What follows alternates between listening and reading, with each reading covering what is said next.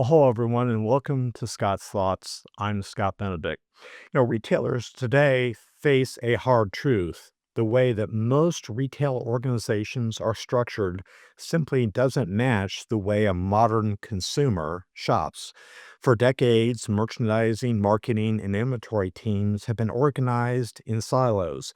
One group for legacy retail stores, and another group for the digital business or for e commerce, often with different promotional calendars, different KPIs or measures of success, and even in some cases, competing priorities.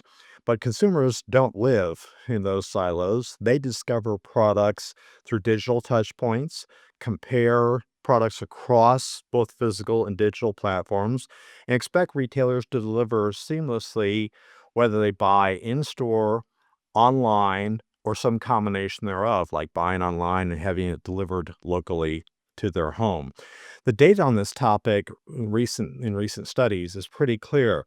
In 2024, 76% of omnichannel growth in CPG came from e-commerce, yet many retailers still plan their product assortments and their promotions with a store-first mentality. At Walmart, 68% of their growth came through digital channels, according to a recent report.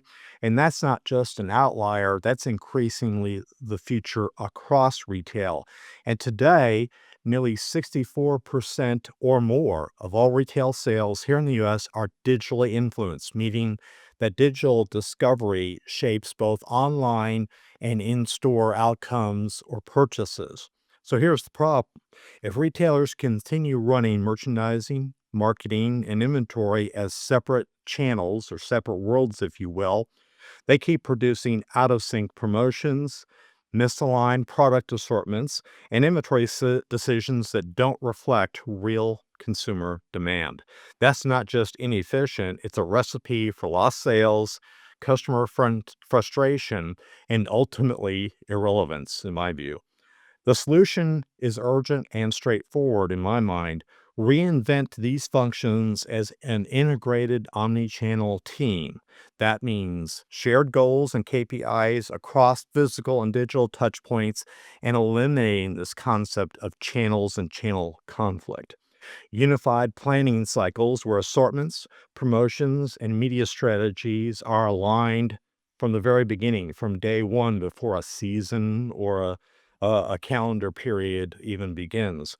Has be cross-functional talent models where merchants, retail media strategists, supply chain leaders work side by side, supported by data and AI-driven insights. And perhaps most importantly, all these functions need to operate with a single view of the customer. So that every decision, from product mix to pricing to inventory placement, is built around the shopper and not the channel.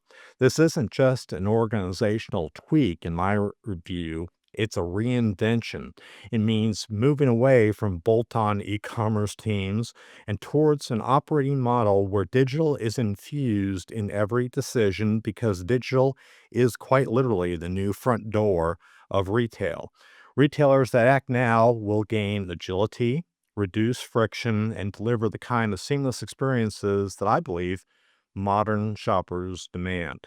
Those that wait risk being outpaced by competitors, especially the more nimble, digitally native brands that are already running circles around some of their legacy competitors. The bottom line is this, in my view, omnichannel is not a project. It's a business model of the future in retailing. And if you're still running merchandising, marketing, or inventory as disconnected, channel reliant functions, now is the time for you to reinvent for your customer, for the benefit of your teams, and for the future growth of your business. That's one of the things I've been thinking about. I'm Scott Benedict.